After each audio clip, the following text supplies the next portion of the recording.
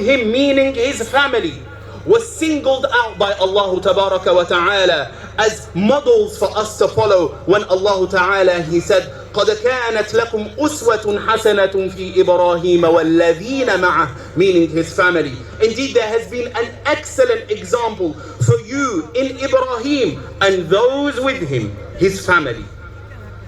While a broad range of lessons can be taken from every event in Ibrahim alayhi salam's life and from his story, let us focus on 3 events which are seemingly isolated, but in fact are all connected and serve as lessons for us, for mankind, until the end of times. And they serve a lesson for us in submission, istislam or taslim to Allah subhanahu wa ta'ala. After demolishing the idols worshipped by his people, Ibrahim was sentenced to death by burning, as we all know. Now he knew the risks of what he did, but he went ahead with the demolition of the idols to establish a compelling proof against his people that these stones that you worship besides Allah are of no benefit to you. He was willing to pay the ultimate price, which is his life, after which there is nothing he can give. And he surrendered to Allah. He surrendered to that fate which awaited him, pleased and content with it, and so launched into the air with a catapult from a distance. He was met mid-air on his path to the raging fire by the angel Jibreel alayhi salam, on his way to a fire which consumed everything around it. Ibrahim said, "Ilmuhu bihali yughni an su'ali." His knowledge of my state suffices me from having to ask. And so Ibrahim alayhi salam, knowing that Allah knows his condition and knows his state and knows what is best for him, did not make a request to his Lord. Did not make a request to his Lord. And so at that point, Allah Tabaraka wa Ta'ala ticked this lesson, this test, this trial as a success for Ibrahim alayhi salam. Because Ibrahim said, if this is what Allah wants from me, then I am content. But Allah wanted something else for Ibrahim. He wanted Ibrahim to live on. Many prophets were tested by being persecuted and tortured and executed, in fact, by their own people, and that was the end of the story for them in this life. But Ibrahim had a story which would continue, a story of submission to Allah subhanahu wa ta'ala. And so Allah intervened at that point, because Allah has a greater plan for Ibrahim. And he said to the fire, "Kuni bardan wa salaman ala Ibrahim." Be cool, but not just cool. He would have died of the cold. Wa salaman, and peace, but only for one person, for Ibrahim. Because had Allah not said for Ibrahim, then the fire would never have burned until the hour. The second test, dear brothers and sisters, the second event symbolizes the second test, which was far more difficult than the first. After praying for years that Allah bless him with a child, رَبِّ هَبْ لِي مِنَ الصَّالِحِينَ, my Lord, grant me a righteous child. Allah Ta'ala blesses Ibrahim with his son Ismail. But Allah commands him to take them to a barren valley, to a lifeless desert, with no water, with no vegetation, with no life in sight or any traces of civilization, to leave them there. Ibrahim is tested. He's tried, because he doesn't know what awaits them. Do bandits come and enslave them? Are they killed? Do they die of thirst and hunger? The unknowns are so many. The unknowns are so many. But one thing he does know is that he can trust in Allah subhanahu wa ta'ala, and therefore he submitted and surrendered to Allah and obeyed the command. And his family too, in his wife, that is. Hajar, who said, "Oh Ibrahim, will you leave us here without no provision? To die of thirst, to die of hunger?" And he's commanded not to respond.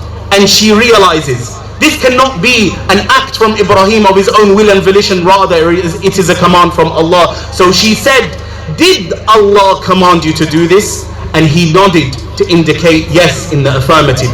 And then the statement of the believer, which is immortalized as well until the end of days, إِذَنْ لَنْ يُضَيِّعَنَ اللَّهُ, even therefore Allah will never neglect us, Allah will never disgrace us, Allah will never let us go astray.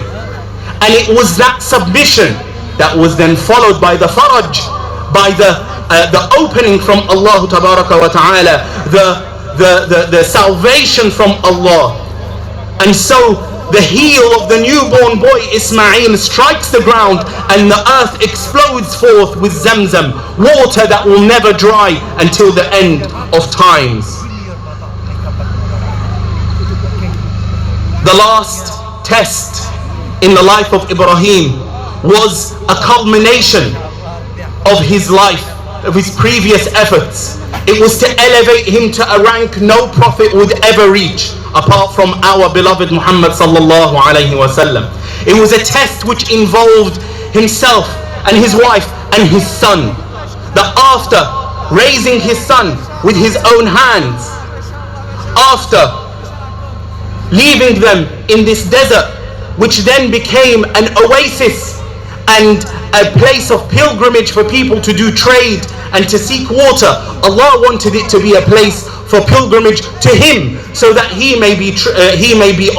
so that Allah may be exalted, and so Allah may be glorified.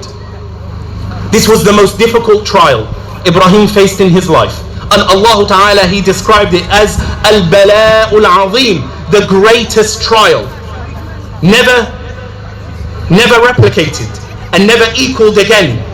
The command, dear brothers and sisters, as you all know, was to kill his son, to kill his only son, and not just to make him die by any means, to throw him off a mountain or to fire an arrow at him, but to slaughter him with his very hands. It is something gruesome which we cannot imagine ever doing.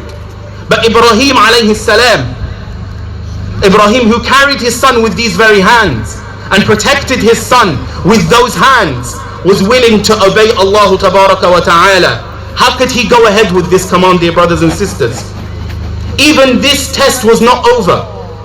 In surrendering him and his son to Allah, there were obstacles placed in their path. Aqabat, obstacles. The shaitan came, "Oh Ibrahim, have you grown old and senile? You'll kill your son with your own hands." And so Ibrahim stones him, and Ismail stones him, and Hajar stones the shaitan at the aqabat, at the obstacles which until today we go once a year. Once a year the ummah and its representatives go to cast these stones at the shaitan, to reject him and to reject his false promises. Because that is all the shaitan possesses, dear brothers and sisters. He possesses false promises. الشيطان يعدكم الفقر. The shaitan promises us poverty. Poverty if we give money, if we give charity. But Allah promises us مغفرة منه وفضلا, forgiveness from Him and bounty. And whose promise is truth other than Allah's subhanahu wa ta'ala? And so Allah tabaraka wa ta'ala, who told the fire not to burn, who made the earth crack open at the strike of a baby's heel, told the sharp knife which normally cuts to not cut. And at that moment Ismail is ransomed from the heavens with a ram that came from above.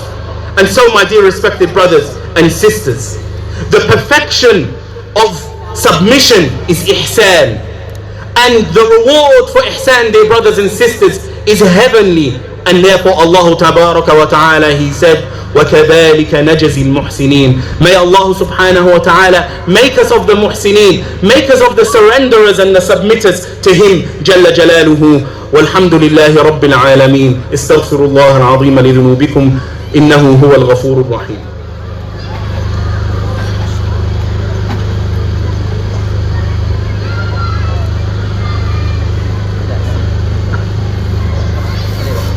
الله أكبر الله أكبر الله أكبر لا إله إلا الله الله أكبر الله أكبر ولله الحمد.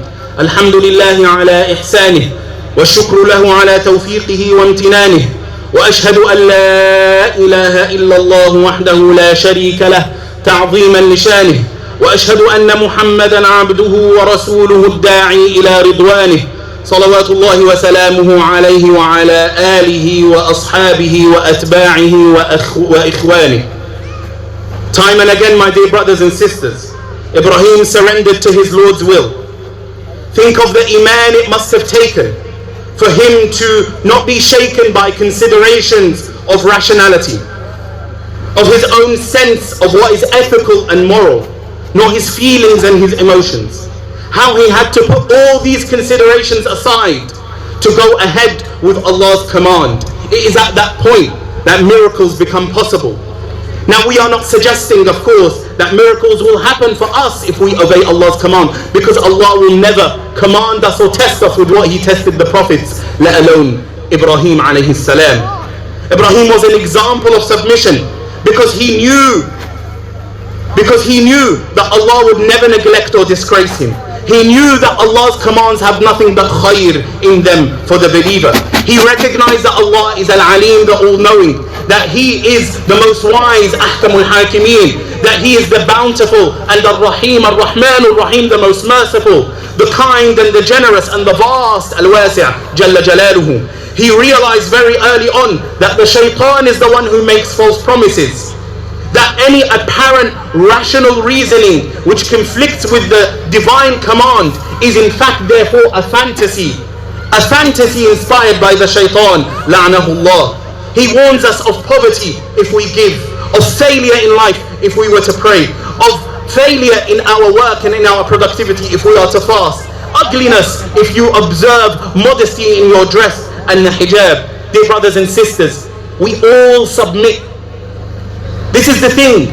We are not commanded to do something strange or alien to our nature. We all submit and surrender every single day. We submit to those whom we rely on, and we rely on those who we trust, and we trust those who have a track record of delivery. And therefore we lie between the hands of a surgeon. We go under. We are a general anesthetic is administered to us, and we trust that somebody put us to sleep and wake us up again, that somebody open our body and move our organs around, sew us back up, and that we rise again. We surrender to surgeons. We surrender to the architect who designed our house. We surrender to the builders who made our house, and we had no influence in the building of that house. Yet we live in those houses with our wives and with our children, happy that this roof will keep us safe. A roof not built by us, but built by somebody else who we rely on, and we have submitted to their expertise.